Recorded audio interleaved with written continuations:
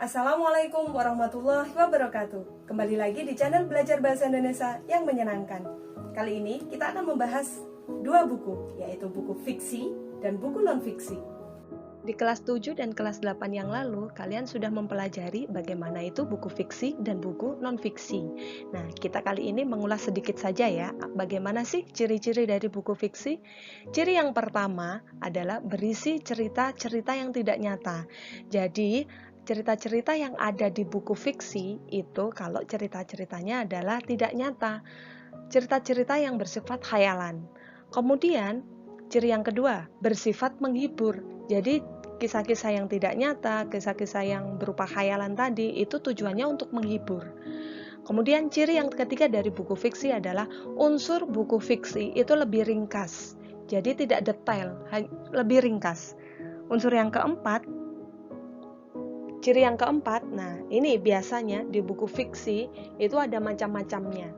Contohnya ada novel, ada cerpen, dongeng, fabel, dan lain-lain. Itu adalah ciri-ciri dari buku fiksi. Ciri yang kelima adalah unsur intrinsik cerita fiksi itu selalu sama. Unsur intrinsik dari novel, cerpen, dongeng, fabel, semuanya itu sama. Nah, itu adalah kelima ini adalah ciri-ciri dari buku fiksi. Selanjutnya adalah ciri-ciri dari buku non-fiksi. Ciri yang pertama, buku non-fiksi itu selalu berisi informasi berupa fakta. Nah, tahu kan bedanya? Kalau buku fiksi tadi adalah ceritanya itu khayalan, tidak nyata. Sedangkan buku non-fiksi itu berisi informasi yang berupa fakta. Fakta harus benar-benar terjadi, harus berdasarkan data yang akurat. Kemudian ciri yang kedua adalah bersifat memberikan informasi. Karena tadi adalah berisi informasi berupa fakta dan data yang akurat, maka jelas buku non-fiksi itu sifatnya adalah memberikan informasi. Ciri yang ketiga, unsur buku fiksi itu lebih detail. Dan yang terakhir, contoh dari buku non-fiksi itu misalkan ada artikel, ada biografi, ensiklopedi, dan lain-lain. Itu adalah contoh dari buku non-fiksi. Buku fiksi dan buku non-fiksi sudah pernah kita bahas pada pertemuan-pertemuan sebelumnya. Nah, silakan diulas kembali ya. Selanjutnya, mari kita bandingkan wujud dari buku fiksi dan buku non-fiksi. Bagaimana teman-teman? Sudah paham kan ciri-ciri dari buku fiksi dan buku non-fiksi? Kali ini kita akan membahas tentang unsur dari buku fiksi dan buku non-fiksi. Kita awali dari buku fiksi dulu ya. Unsurnya itu adalah bagian-bagiannya. Unsur yang pertama adalah halaman cover. Halaman cover yang pertama dan halaman cover yang kedua biasanya selalu berbeda antara halaman cover yang pertama dan halaman cover yang kedua. Halaman cover yang kedua terkesan lebih sederhana. Kemudian dilanjut dengan kata pengantar. Nah, kata pengantar ini biasanya ditulis oleh penerbitnya atau ditulis oleh penulisnya sendiri. Kemudian unsur yang ketiga adalah daftar isi. Daftar isi ini adalah bagian-bagian dari cerita novel Hati Suhita ini. Nah, selanjutnya bagian yang paling penting adalah bagian dari isi ceritanya. Nah, ini adalah unsur-unsur dari buku fiksi. Berbeda dengan buku fiksi, kali ini kita akan mengupas unsur-unsur dari buku non-fiksi. Kalau buku non-fiksi ini biasanya lebih detail daripada buku fiksi. Sama dengan buku fiksi, yaitu diawali dengan halaman cover. Nah, sama juga kan, halaman cover yang kedua juga terkesan lebih sederhana daripada halaman cover yang pertama. Kemudian unsur yang kedua adalah kata pengantar. Nah, sama, kata pengantar ini bisa jadi dari penerbitnya atau bisa jadi dari penulisnya. Kemudian halaman selanjutnya adalah daftar isi. Nah, kebetulan ini buku mata pelajaran, jadi daftar isinya juga lebih banyak dan lebih beragam. Kemudian yang paling penting juga ini adalah isi dari bukunya, yaitu penjelasan dari mata pelajaran ini. Ini buku tematik kelas 4 SD. Jadi menjelaskan tematik yang akan diajarkan di kelas 4 SD ini apa saja. Ini adalah bagian isinya.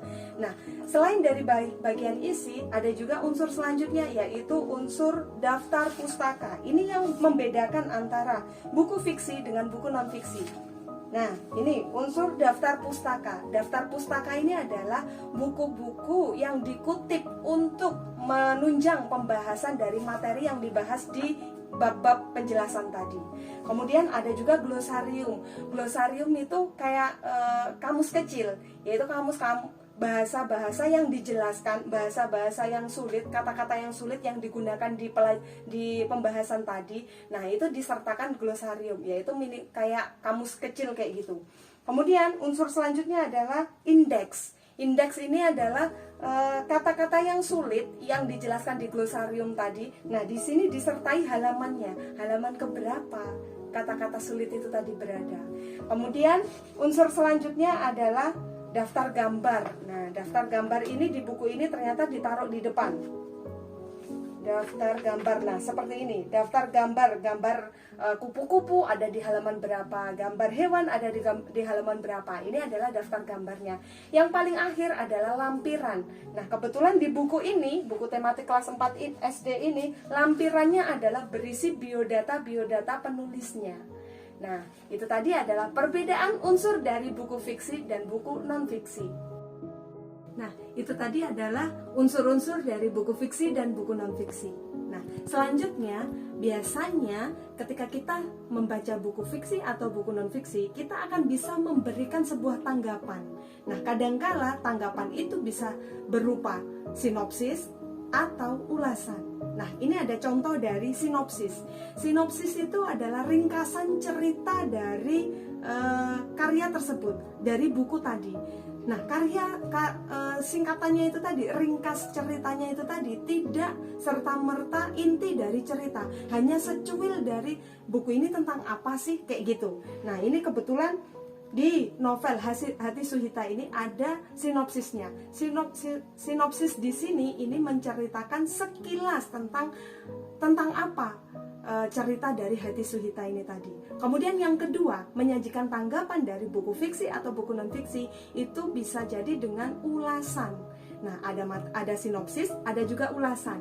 Masih ingat di kelas 8 kita pernah belajar tentang itu? Kalau kalian masih ingat, silakan buka-buka lagi materi tentang sinopsis atau ulasan.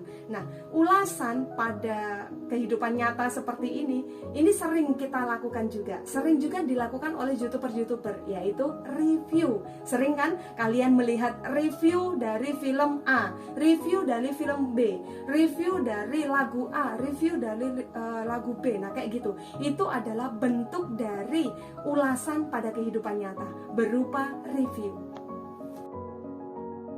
Ketika kalian belajar tentang buku fiksi dan non-fiksi di kelas 8 yang lalu, kalian belajar bagaimana sinopsis dan ulasan. Nah, di kelas 9 ini kita masih belajar tentang buku fiksi dan non-fiksi. Namun, kita akan hanya fokus di materi penulisannya saja. Nah, apa saja yang akan kita pelajari selanjutnya? Yaitu tentang penulisan. Penulisan pada isi buku ini maupun buku fiksi maupun buku non-fiksi itu pasti selalu memperhatikan hal-hal berikut. Yang pertama, kita akan belajar tanda baca. Bagaimana penggunaan tanda baca yang baik dan benar. Kemudian penggunaan huruf kapital. Yang ketiga adalah penggunaan kata baku. Nah, ini contohnya. Ada apotik. Apotik itu tidak baku. Yang baku adalah apotek. Yang terakhir adalah kita akan belajar tentang macam-macam gaya bahasa yang sering kita gunakan pada buku fiksi maupun buku non-fiksi.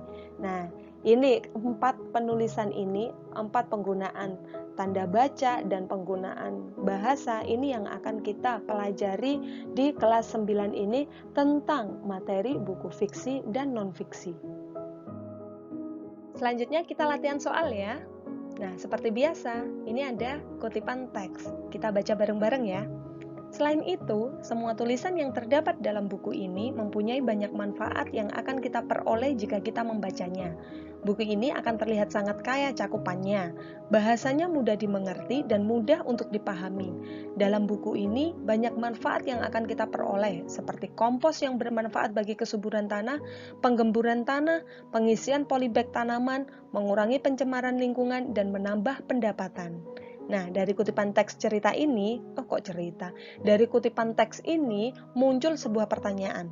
Buku tersebut membahas tentang A. Teknik pertanian, B. Teknik bercocok tanam, C. Teknik melestarikan lingkungan, dan D. Wirausaha di bidang tanaman dalam pot. Nah, kira-kira jawabannya yang mana ya? Kita lihat ada beberapa kalimat yang menjadi tanda kalau itu adalah jawabannya. Nah, ini pengisian polybag tanaman, mengurangi pencemaran lingkungan, dan menambah pendapatan. Ada beberapa kata itu ya. Ini adalah manfaat dari buku yang dibaca tadi. Kompos bermanfaat bagi kesuburan, penggemburan tanah, pengisian polybag tanaman, mengurangi pencemaran lingkungan, dan menambah pendapatan. Itu adalah manfaat yang dibaca dari buku itu. Berarti buku itu tentang apa? Jawabannya adalah D. Wirausaha di bidang tanaman dalam pot, yang sudah dijelaskan bahwa pada buku ini banyak sekali manfaat yang akan diperoleh. Jadi jelas jawabannya adalah D. Selanjutnya kita latihan soal yang kedua ya. Seperti biasa, ada kutipan cerita. Oh kok cerita? Ada kutipan teks. Kita baca bareng-bareng lagi ya. Suatu hari, ketika matahari hendak masuk ke peraduannya, hawa panas bertukar menjadi agak sejuk dan angin lemah lembut bertiup sepoi-sepoi. Pohon kenari yang besar-besar dan tinggi kanan kiri jalan menggerakkan ranting dan daun-daunnya. Udara pada waktu itu sedap dan nyaman rasanya. Orang yang telah pulang bekerja beristirahat di depan rumahnya. Ada yang duduk membaca, ada yang bermain dengan anak-anaknya, ada pula yang memperhatikan orang lalu lintas di jalan besar, masing-masing dengan kesenangannya. Kira-kira kutipan cerita ini termasuk cerita fiksi atau non-fiksi ya? Oke, good. Benar jawabannya. Yaitu tentang cerita fiksi, cerita khayalan, tidak nyata. Bisa dilihat dari mana? Bisa dilihat dari penggunaan bahasanya yang mayoritas dari awal sampai akhir tadi banyak menggunakan kata-kata yang tidak baku. Nah, dari kutipan cerita itu menggambarkan unsur teks fiksi, yaitu A. Tokoh, B. Latar, C. Alur, dan D. Amanat. Nah, kira-kira jawabannya apa? Suatu hari ketika matahari masuk ke peraduannya. Suatu hari termasuk apa teman-teman? Apakah termasuk tokoh? Tidak ya. Latar?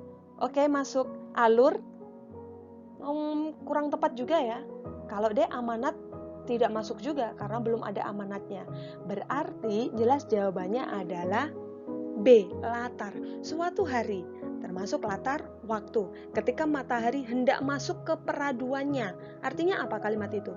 Matahari hendak masuk ke peraduannya. Artinya adalah senja, menjelang maghrib. Kayak gitu ya, latar waktu lagi. Hawa panas bertukar menjadi agak sejuk. Latar apa kira-kira? Oke, latar suasana. Dan angin lemah lembut bertiup sepoi-sepoi. Pohon kenari yang besar-besar dan tinggi kanan kiri jalan menggerakkan ranting dan daun-daunnya. Nah, itu adalah latar waktu. Oke, jawabannya berarti B. Selanjutnya kita latihan soal yang terakhir ya. Ini ada kutipan teks ulasan. Ulasan itu mereview tentang suatu buku. Mereview ya. Nah, kita baca bareng-bareng lagi. Tutur yang digunakan dalam novel ini tidak berbelit-belit. Pembaca akan dengan mudah memahaminya, asalkan jangan ada satu bab pun yang terlewatkan. Karena cerita yang disajikan di awal memiliki dua tokoh berbeda, namun pada akhirnya tokoh utamanya adalah seorang ayah yaitu Sabari. Novel ini sangat cocok dinikmati oleh para orang tua dan kaum muda yang sedang bersiap-siap menjadi orang tua. Bahwa kasih sayang seorang ayah tak kalah besar dari kasih sayang seorang ibu terhadap anak-anaknya. Dari kutipan cerita ini muncul pertanyaan. Kutipan teks ulasan tersebut menjelaskan tentang A. Sinopsis, B. Kepengarangan, C. Keunggulan buku, dan D. Kekurangan buku. Ingat ya, ulasan adalah review. Review itu menilai dari sebuah karya. Review itu bisa jadi mereview film, mereview musik, mereview buku, mereview novel, dan sebagainya. Itu adalah bentuk dari ulasan. Nah, biasanya di review di teks ulasan ini selalu ada dua, yaitu ada keunggulan dan ada kelemahan. Nah, kira-kira di kutipan teks ulasan ini apa yang dibicarakan? Oke, benar. Jawabannya adalah C, yaitu keunggulan buku. Nah, ini yang jadi tandanya. Jadi pembuktiannya bahwa dia menjelaskan tentang keunggulan buku. Ada di kalimat pertama. Tutur yang digunakan dalam novel ini tidak berbelit-belit. Pembaca akan dengan mudah memahaminya. Nah, itu termasuk dari keunggulan buku.